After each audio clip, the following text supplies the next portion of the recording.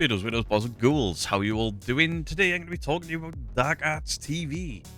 Because recently I made some posts over on Facebook about why some of the most popular ghost hunting devices, spirit boxes, REM pods, EMF meters, I discussed why these devices used by popular ghost hunters are really not fit for purpose, and really they're nothing more than overpriced gizmos being used wrong, and they were sold wrong. You know, they're advertised as proof. They're not proof of anything. These devices weren't designed for what people use them for. K2 meters, for example, or EMF readers, they used to chase wiring. REM pods are a junior theremin kit. Okay, if you add some flashy lights to it and a temperature device, it still doesn't equal 230 quid, at least when I was stupid enough to believe these things worked. I only paid 30 quid. The important things to notice are, I didn't name anyone, I didn't take shots at anyone, I didn't even hint at anyone. And yet, Al from Dark Arts TV, he decided this was about him personally. And he's taking some personal shots without actually having the cojones to admit that he's talking about me. I believe the reason for that is he doesn't want people looking at my channel. Oh dear. And that's a bit funny really, because, you know, if we're being honest here, I don't watch your footage. I used to, before I learned better, and then your behaviour towards real evidence just sucked, you know? He questioned you, he looked at your evidence and was like, paranormal doesn't work like that, and you hit him with copyright strikes. Even though your video ended with, if any debunkers or if any skeptics want to look at my footage, please do.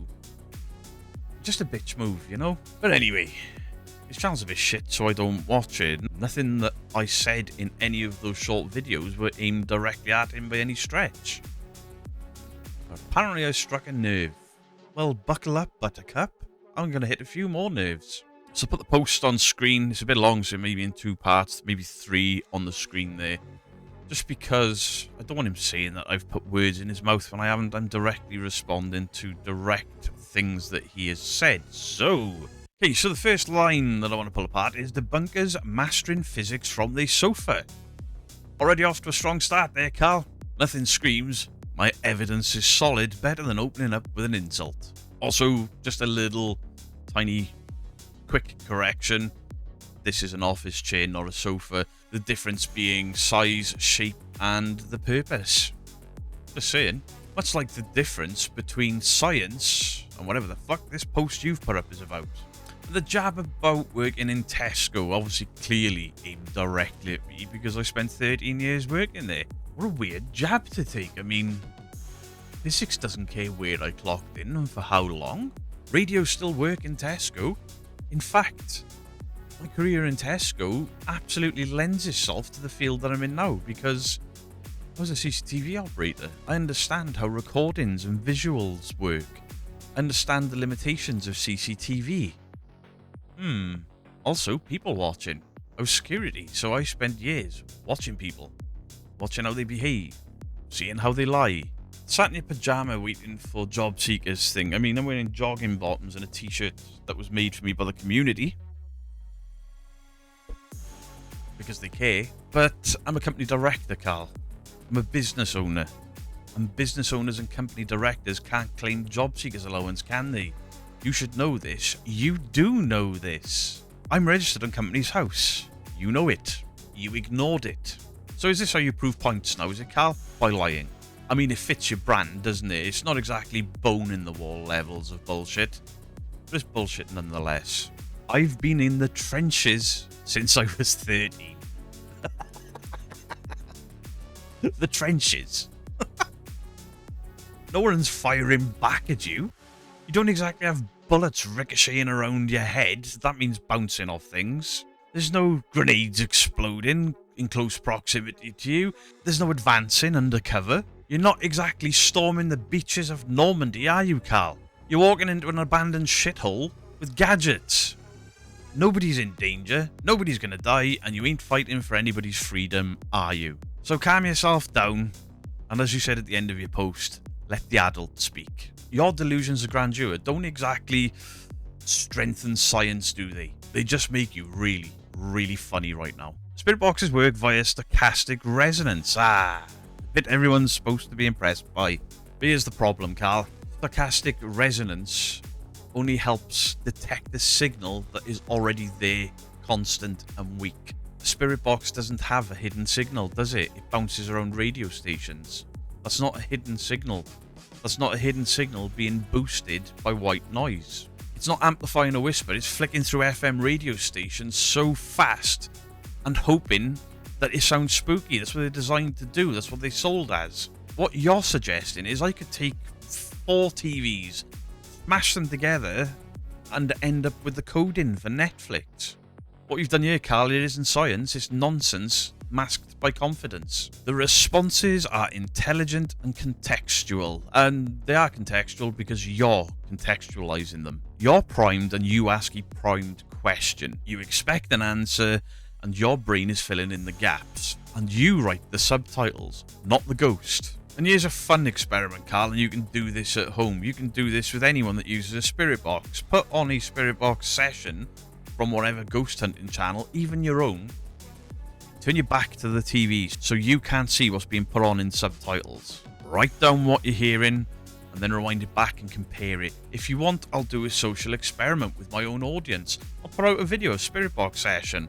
I'll use my own spirit box. I won't put text on the screen, I'll put it out there. And then the second half of the video I'll put out will have text on the screen and we'll see exactly how many differentials there are between the audience members. Because if the audience can't agree that it's the same word 100% of the time, what you don't have is evidence. You have a feedback loop. What I'm proposing is a baseline test to disprove you and this bullshit argument of stochastic resonance, because you don't understand what stochastic resonance is, do you, Cal? But your attempt of science here has catastrophically failed, and I'm willing to disprove it, and I'll happily do it publicly. Faraday cages don't matter because quantum tunneling, and this is where I tap out an argument with you, Carl. This is complete and utter bullshit and nonsense. Any explanation that turns into quantum tunneling or quantum physics or quantum reasons, it's not science. It's a narrative protection. So if your device ignores shielding, controls, and base electronics, you haven't discovered consciousness, you discovered an excuse. And I'll add this in, I've seen many people use many variations of these gadgets inside of a Faraday cage. And do you know what happens? That's right, nothing. I have never seen a legitimate channel or a legitimate paranormal investigator use any of these devices or types of devices, no matter the cost, inside a Faraday cage and get a reaction. And if somebody like yourself that has been accused for nearly a decade now of being fake was to provide evidence contrary to that, I would discount it immediately. Why? Because the key word there is legitimate. You're not. I've been doing this for 23 years. Cool story, bro. But if you've been doing the same thing for 23 years and nothing's changed, then that's not experience. That's not science. It's not even an experiment anymore. That's a routine. Worse than that, it's a performance routine designed for your audience. And worse than that, you're telling your audience that you're right, I'm wrong, and science agrees with you. And it doesn't. Science doesn't agree with you just because you threw in a big word and you hoped that nobody would check its meaning. And people have. Go and look at my comment section. People Googled it and were like, yeah, he's full of shit. Science moves forward with new testing, new methods. You've repeated the same flawed routine for 23 years. That is borderline the definition of madness, doing the same thing over and over and over again, expecting different results. And it's funny that, because with everything that you've said, that you can basically prove the existence of the paranormal via stochastic resonance through one of these, which is not the case at all, where's your Nobel Prize, Carl? Because according to you, ghosts are real, quantifiable, they're easy to detect. You, in your own mind, have basically solved one of life's greatest mysteries through one of these. Life exists after death. Or you don't understand your own equipment. Or, and this is what I feel the case is, and I'm allowed to have my own opinions, Carl, you do understand it and you're lying to win an argument.